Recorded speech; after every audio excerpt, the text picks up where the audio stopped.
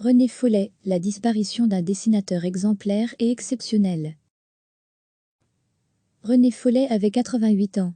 Et de tous les auteurs que j'ai rencontrés, il est celui qui m'a laissé une des plus belles impressions, celle d'un talent pur, celle d'une humilité sans pareille, celle d'un homme se voulant artisan et, ce faisant, se révélant comme un des artistes les plus importants du 9e art.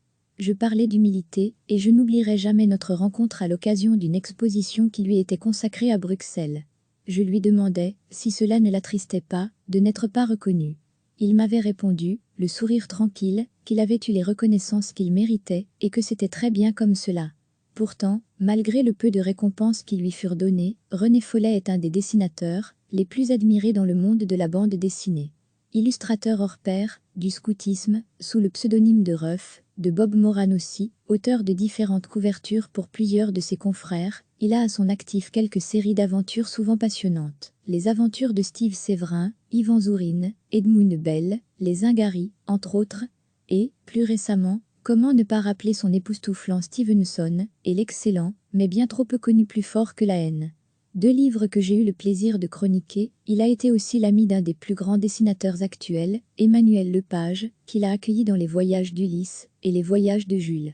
Il y eut là, sans aucun doute possible, une des plus belles collaborations graphiques que l'histoire du 9e art a connue. Et je n'oublierai pas le plaisir qu'eut Emmanuel Lepage à me parler de son ami. Une interview que vous pouvez retrouver dans ma chronique, en suivant le lien, avec la disparition de René Follet, c'est tout un pan de l'âge d'or de la bande dessinée, qui s'enfuit dans des ailleurs, qu'on ne connaît pas, et l'occasion est bonne d'enfin, refermer les parenthèses, découvrir tous les talents qui étaient siens, des talents toujours empreints d'un véritable humanisme. Jacques Cheraillou en recevait, chaque matin l'essentiel de l'actualité. René Follet avait 88 ans. Et de tous les auteurs que j'ai rencontrés, il est celui qui m'a laissé une des plus belles impressions, celle d'un talent pur, celle d'une humilité sans pareille, celle d'un homme se voulant artisan et, ce faisant, se révélant comme un des artistes les plus importants du 9e art. Je parlais d'humilité, et je n'oublierai jamais notre rencontre à l'occasion d'une exposition qui lui était consacrée à Bruxelles. Je lui demandais, si cela ne l'attristait pas, de n'être pas reconnu. Il m'avait répondu, le sourire tranquille, qu'il avait eu les reconnaissances qu'il méritait, et que c'était très bien comme cela. Pourtant, malgré le peu de récompenses qui lui furent données, René Follet est un des dessinateurs les plus admirés dans le monde de la bande dessinée. Illustrateur hors pair, du scoutisme, sous le pseudonyme de Ruff, de Bob Moran aussi, auteur de différentes couvertures pour plusieurs de ses confrères, il a à son actif quelques séries d'aventures souvent passionnantes. Les aventures de Steve Séverin, Yvan Zourine, Edmund Bell, les Zingari, entre autres, et, plus récemment, comment ne pas rappeler son époustouflant Stevenson, et l'excellent, mais bien trop peu connu Plus fort que la haine. 2 livres que j'ai eu le plaisir de chroniquer.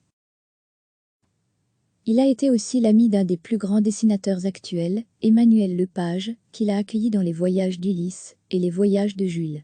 Il y eut là, sans aucun doute possible, une des plus belles collaborations graphiques que l'histoire du 9e art a connue. Et je n'oublierai pas le plaisir qu'eut Emmanuel Lepage à me parler de son ami. Une interview que vous pouvez retrouver dans ma chronique, en suivant le lien.